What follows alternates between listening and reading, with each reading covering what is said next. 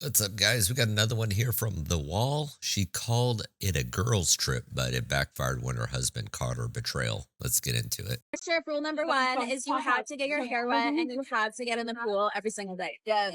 Rule number two for the girls' trip is that there is always a happy hour. And a happy ending. Rule number three for the girls' trip is that you always have to remember to wear underwear with your dress.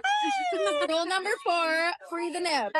Rule number five, there's always a vibe check. We all have to check in with each other at the beginning of the night to make sure we're all on the same category of outfit. Yeah, coordination. I had the most awkward situation on a girls' trip where I'm the only married girl in my group of friends. I ended up rooming with somebody that was single. And at the end of a fun night, she wanted to bring someone back. Now I'm in my room and I'm like, there's two guys in my room, like drinking and still hanging out. It was a guy and his friend. Yeah. Oh, so that was supposed to be for you.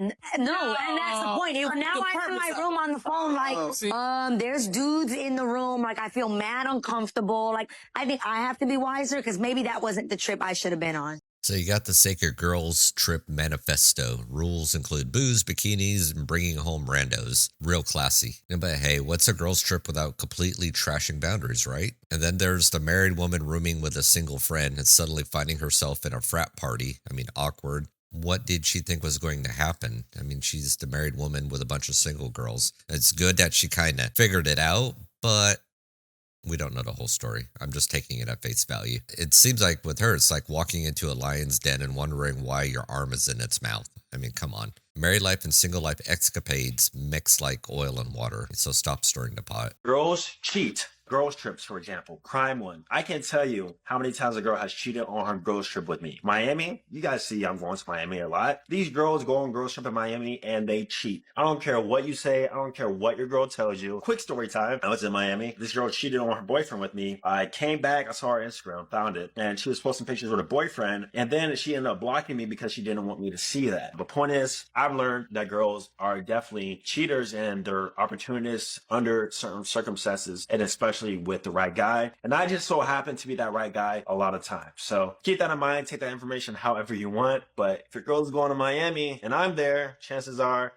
you might want to reschedule the trip. You know, this guy here, he doesn't deny he's a Chad. I think he even talks about it on his social media. So what we're finding out here is Miami is apparently where morality takes a vacation.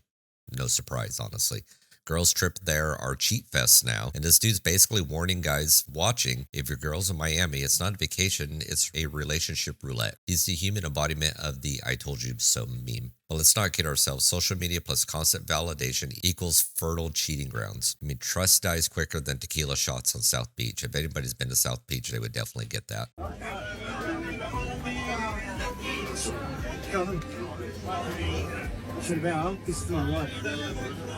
To that girl, you telling me lies about what she is.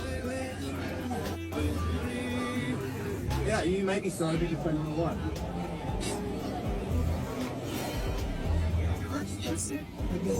What? What is it? What have you got? What have you got to say for yourself? What?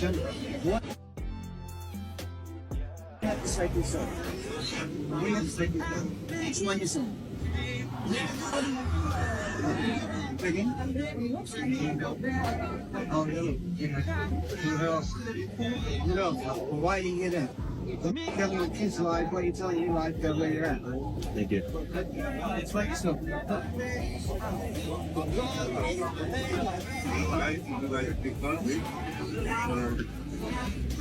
No, you stay. Pick up on. It's going up to see what I'm going to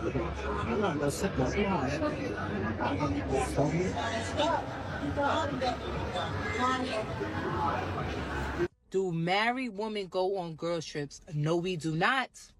No, we do not. No, we do not. We don't go on girls trips. We don't do that. We married. We don't go on girls trips. What we looking for? Who we checking for? What? Go and spend time with our friends? No, thank you. We can spend time right here in the city. Where you want to go? Olive Garden, Red Lobster. Where we going? Brunch, Target, Walmart. You pick. Out the country? No, my husband. You know, so the first one, it was hard to hear, but the guy basically showed up and his wife is vacationing, I guess, with another dude. So, I mean, honestly, what the dude should have done was got pics or video and then waited for her when she got home and handed her divorce papers. You know, the confrontation did nothing. I mean, I think even the guy that she was with there knew that was the husband and just didn't care. I mean, figured he's just a beta Bob, and the guy knew he was just going to be rearranging that chick's guts later on that night anyways. So he's like, whatever.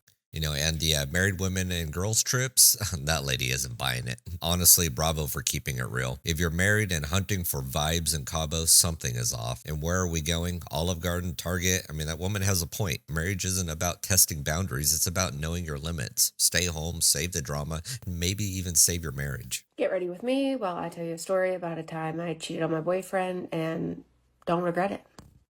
Now, I would like to preface this by saying I do not condone cheating. It's not healthy. It's not good. But I try to find, the light at the end of the tunnel in every situation. And let's just say the situation brought me back to life and made me wake up and realize that I was not happy. Now, to start this off, you should know that I was in a very, very toxic relationship for about 3.5, 4 years, and things weren't going very well. Now, where the issue started is my ex and I were preparing for Valentine's Day. And right around the time of Valentine's Day, he decides that he is going to go on a boys' trip to Scottsdale, which I was fine with. I didn't mind when he went out of town. But he lets me know the dates on it, and I start laughing. I was like, excuse me? I was like, that's over Valentine's Day. It was like, it fell over a whole weekend, and I was like, what are you talking about? Like, we have plans for Valentine's Day. We had reservations to a really nice restaurant, and he was just making adverse plans to go off with boys on a boys trip on Valentine's Day. Now, this man was slick. So what he did was he had remembered that my girlfriends had talked about going on a trip to Mexico when we had been all hanging out a few weeks ago. And he's like, oh my God, you go on a girl's trip, I'll go on a guy's trip. And in return, I'll pay for your plane ticket for you to go.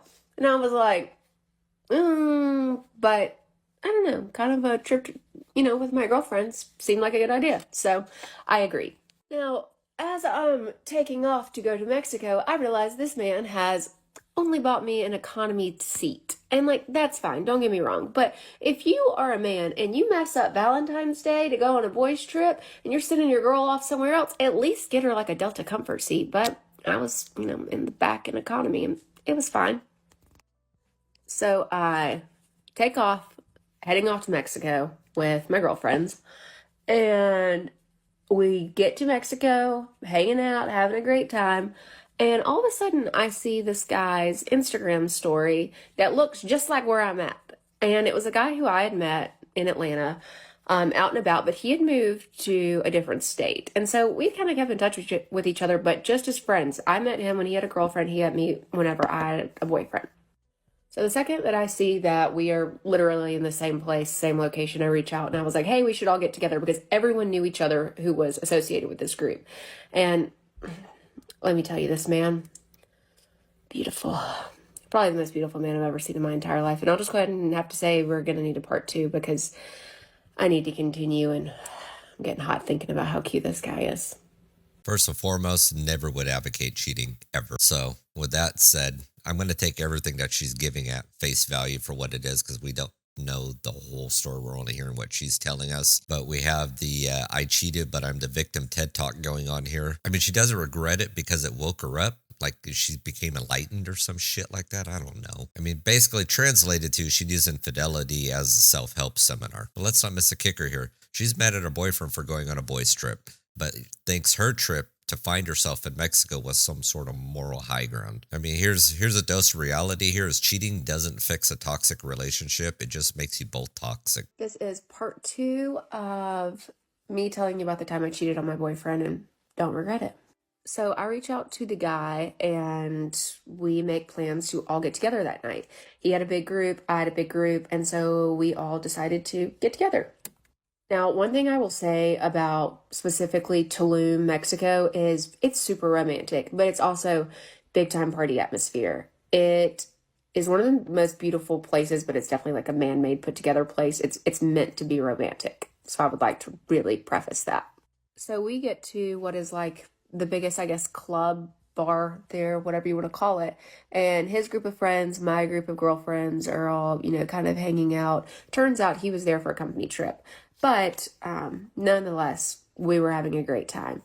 And about that time, everyone kind of starts tapering off towards the end of the night. He looks at me and he's like, let's go to the upstairs little quiet place. And I was like, I tried to go up there earlier. Definitely can't go up there. This is just like a little private area. And he's like, we'll go. Let's go. Now, before we get to the good part, I'm going to give you a little bit of detail about the relationship that I was in. Because once we get up to this private area, that's whenever it got spicy. My ex and I were in a situation where he had cheated and I was having a really, really hard time wanting to touch him again, or, wanting to be intimate, or even when we were in bed together at night, there wasn't a lot of touching because he had cheated, and every time he touched me, that's all I could think about. And so that made him start being less romantic. That made him start trying less. Stop trying less. And so it wasn't good. We were not in a good place. And so back to the private area, my ex was not the most showy guy. He was not someone who was going to walk up to a door guy and just get you in. Never did that. So we start hanging out in this little private area, and we are taking tequila shots that are neat pours, may I add. You weren't getting shots there. They were pours, and we were downing them. Now, so to keep going back on this place was super romantic, and I had been dating someone who was no longer super romantic towards me. He would do nice things here and there when he wanted something, but that was really about it. And so I was in a super romantic place with this guy. We were having great conversation. He was asking me all these questions about myself, and I fell for it.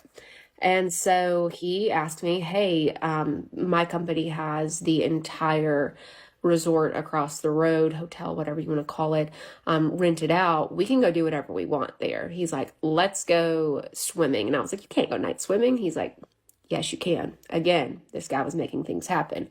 We're going to have to go to part 3. Sorry, this is a juicy story. Okay, so we now know that her ex had cheated. Was he the one that started cheating, or did she cheat before that? I don't know. We're just taking everything at face value. So if he cheated and she stuck around, I get not feeling the connection anymore, not wanting to be touched by him and all that. I get it. 100% get that. But you stuck around. If cheating is a hard line, you should have just left. Just saying. Part 2 of this romantic novella, Tululem's dreamy backdrop becomes a stage for tequila shots, deep conversation, and some guy making things happen. I mean, whatever. I think the guy was just being flashy. He wasn't just making things happen. And this gave her the tingles and the feels, thinking the guy's a big shot, and he's probably a nobody. I mean, ladies and gentlemen, this is what happens when you mix unresolved issues and too much mezcal. And her justification, her boyfriend was less romantic. I mean, yeah, because cheating screams romance, right? The whole story is a love letter to bad decisions. So this is part 3 of the Get Ready With Me while I tell you a story about the time I cheated on my ex. Hey, before we get with this third part here, I gotta ask, what the hell is with it with putting on war paint and telling your life stories? Don't regret it. So again, this man is making things happen. We go over to his resort, but my resort was along the way. And I was like, hey, I need to get a swimsuit. And he's like, no, you don't. And if you're my dad, please stop watching. I know you're watching this. Please stop, because you're not going to like the rest of this.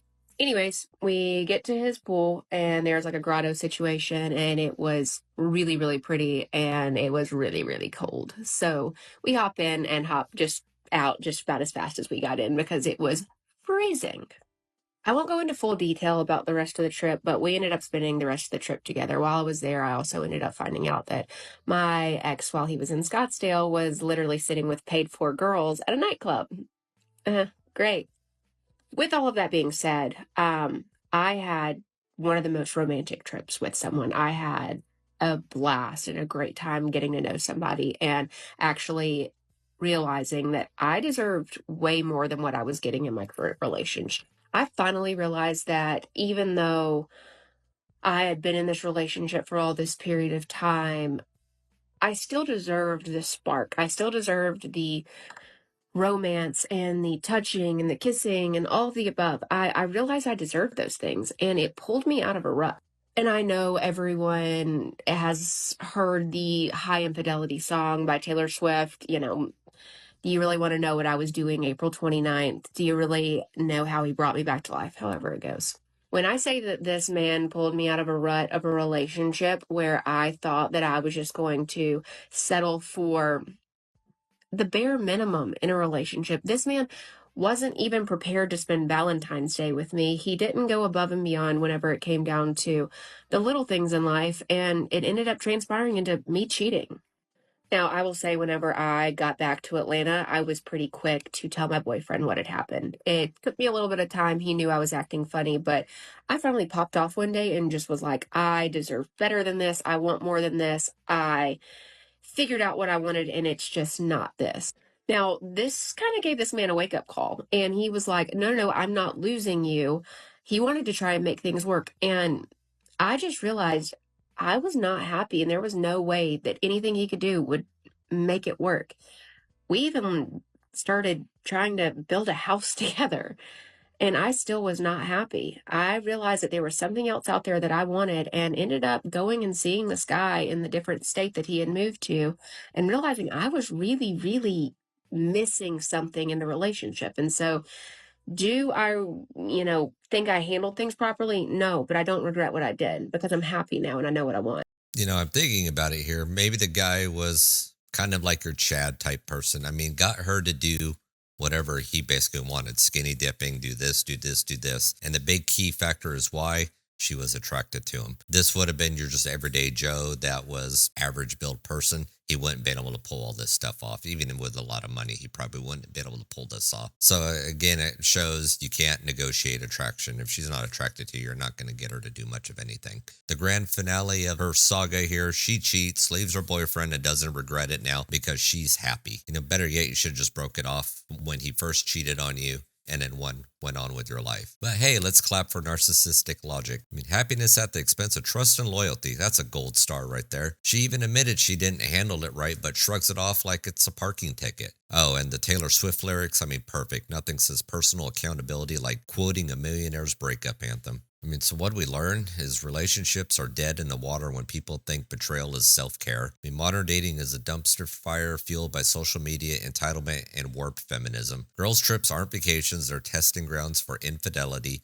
And guys, wake up. She's jetting off to Tulum to find herself. She's probably finding someone else instead. Marriage, relationships, family, they're crumbling under the weight of selfishness and corporate-fed individualism. This goes for both sides, men and women. Vet your partners like you're hiring a CIA operative. Discuss boundaries up front. And if red flags pop up, like I need space in Cabo, run. Traditional values and accountability need to make a comeback, or relationships are going to keep sinking faster than a lead balloon. Anyways, guys, that's the end of the video here. If you like what you've seen today, hit that like button, share, subscribe, all that fun stuff. Drop me a comment down below on what you think, and I'll catch you on the next one. Peace.